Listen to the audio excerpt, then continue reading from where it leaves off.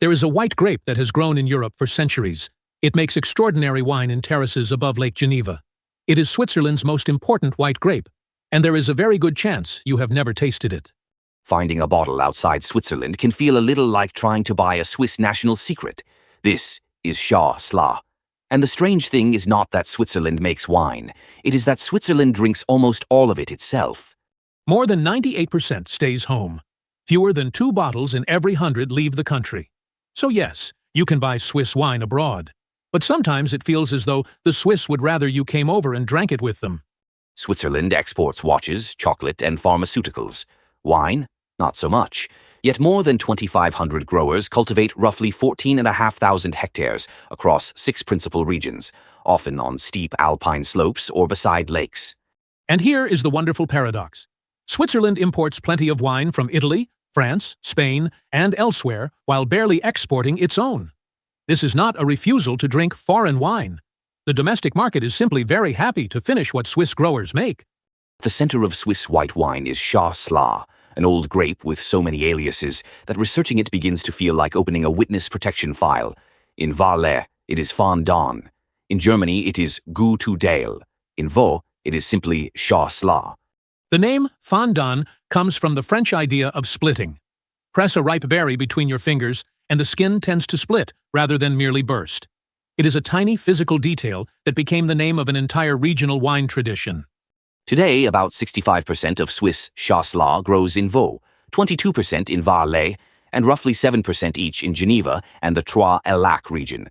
Vaud is the spiritual center. Valais protects the name Fendant for its local version. Old grapes collect old stories. Chasselas was once assigned to Egypt, Constantinople, and Burgundy. A French ambassador and a gigantic historic vine even wandered into the tale. Modern DNA research dismissed the Near Eastern romance and pointed much closer to home. The genetic evidence, read alongside the historical record, makes the Lake Geneva region the most likely birthplace. Sometimes DNA testing makes wine history less romantic. Here, it gives Chasselas exactly the birthplace you would want it to have. This is where Chasselas becomes genuinely interesting.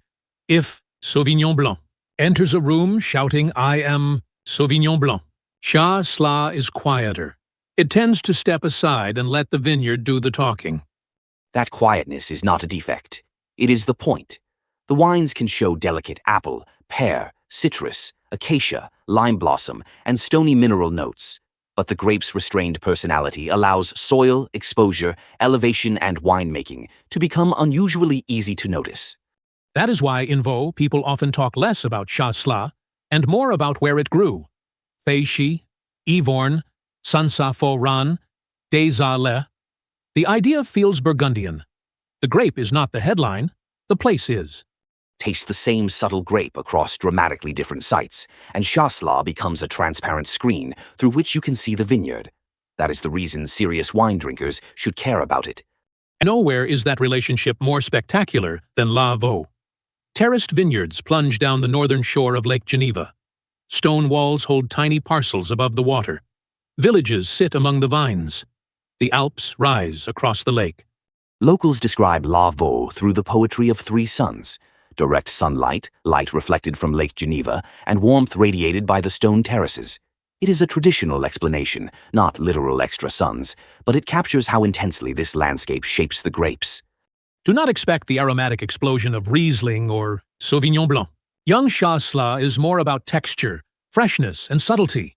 White flowers, gentle citrus, pear, a stony or saline edge, moderate acidity, and an almost deceptive lightness on its feet. Most bottles are enjoyed young, but do not assume Chasselas cannot age. Strong wines from great sites can evolve for a decade or longer, trading fresh flowers and citrus for beeswax, dried fruit, nuts, and sweet spice. Chasselas makes even more sense at a Swiss table. Fondue, raclette, and freshwater fish. It has enough freshness to cut through rich cheese without trying to dominate dinner. After enough fondue, subtle terroir distinctions may require a second bottle for scientific verification. So why have you probably never tasted one?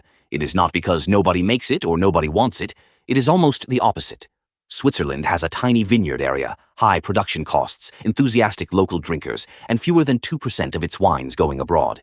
Specialist importers do bring Swiss wine into the United States and other markets, and Switzerland is actively expanding its presence abroad. The point is scarcity, not prohibition. You almost cannot buy it, which is funnier and more accurate than saying you cannot. This ancient grape is not frozen in history. Swiss researchers have maintained Chasselas selection work for generations and now use its genetics in breeding programs aimed at a warmer, more disease-challenged future. Chasselas probably will not replace Chardonnay on American wine lists. Maybe that is part of its charm. An ancient, subtle, site-driven grape from one of Europe's most spectacular landscapes, made in tiny quantities and overwhelmingly consumed close to home. So if you find a bottle of Swiss Chasselas outside Switzerland, buy it. Not merely because it is rare, but because you may discover one of wine's best-kept secrets. Although, apparently, the Swiss would prefer you discover it in Switzerland. And if you have ever had a wine made from Chasselas, tell us in the comments where you had it and what you thought.